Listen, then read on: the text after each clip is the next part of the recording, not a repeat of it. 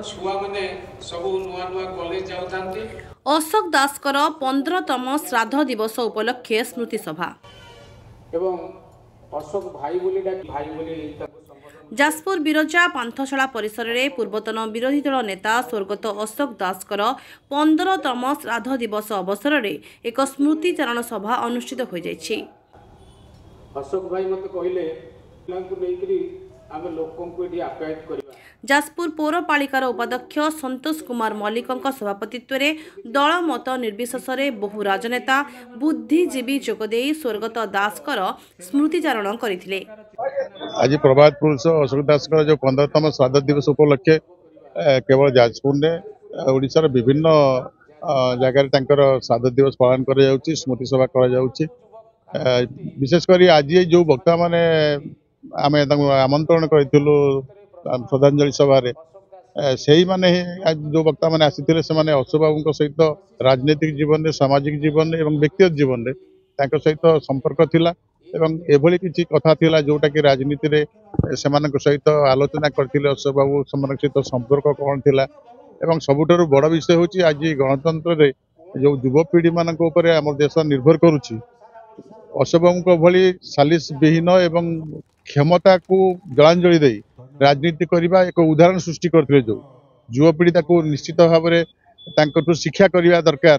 जे क्षमता थिले केवल आम राजनीति करिपरिबा बिना क्षमतार राजनीति करिपरिबानी यही जो चिंताधारा अशोक बाबूंकर जीवन काल भितर क्षमता तांको पाद छुईची किंतु क्षमता को सी आपणाई नांती जीवन में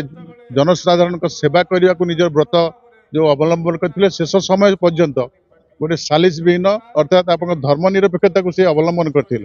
जोटा कि आज भारत वर्ष में आवश्यकता रही युवपीढ़ी निश्चित भाव में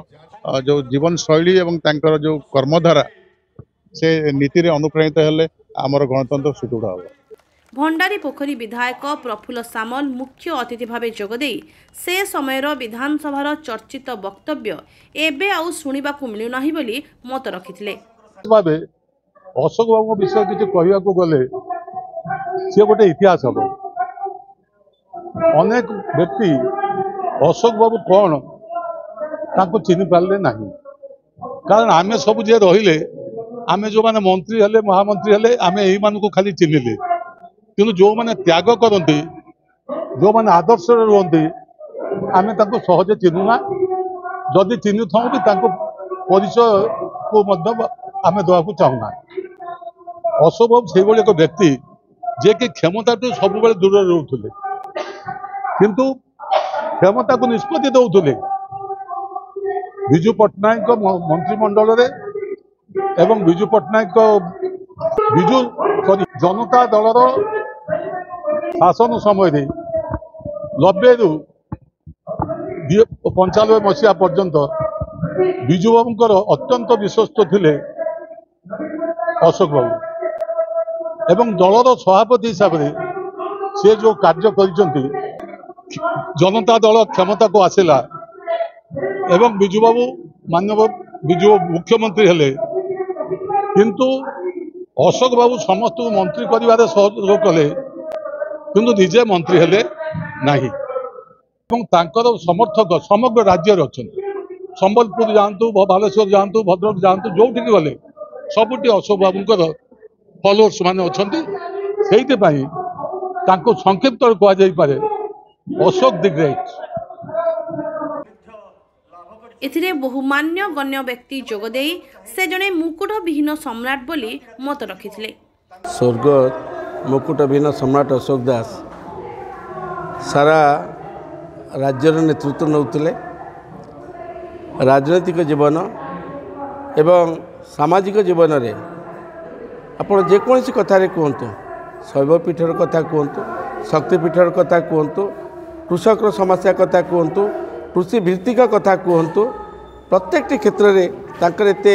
दक्षता थिला जहाँ के आज पर्यंत कौन राजनीतिक लोकों पाखे देखा देनी। द्वितीय कथा है श्रीयुक्त अशोक दास महोदय छात्र जीवन राजनीति थिले एवं जिते ओडिशा नेतृत्व नियंतु ना कहीं जाजपुर प्रत्येक मनीष वयस्क कहतु आज युवपीढ़ी कहतु समस्ते तांकर अति प्रशंसक 15तम श्राद्ध दिवस रे तांकर आवर्तमान भितर वर्तमान स्वप्न एवं भविष्यत स्वप्न देखापी समस्त भितर से उत्साह उद्दीपना थाए। आपण पार्लियामेंटेरियन हिसाब से देखिले इंग्रेजी कहतु ओडिया कहतु तांकर जो असेंबली जो क्वेश्चन आंसर थाए एवं से जो डिबेट भाग नियंती से डिबेट आज मध्य विधानसभा देखा मिलूनी। तांकर जिते मरण शोभायात्रा आसूला मर शरीर जितेबले भुवनेश्वर आसूला भुवनेश्वर जाजपुर पर्यंत सेतिकी बेले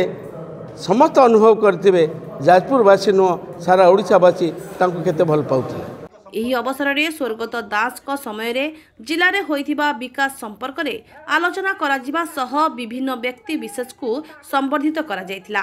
स्वर्गत अशोक दासଙ୍କର स्मृति कमिटी आज तांकर जो स्मृतिचारण सभा स्मृति रे अशोक जो कार्यक्रम करथिले ये वास्तव रे स्वागत योग्य एवं ये आगु को आहुरी व्यापक होबार आवश्यकता अछि। एथि पय व्यापक होबार आवश्यकता अछि जे अशोक दास केवल जने राजनेता नथिले सी जने जननायक थिले समग्र ओडिशार जननायक थिले जने प्रचंड स्वाभिमानी नेता थिले।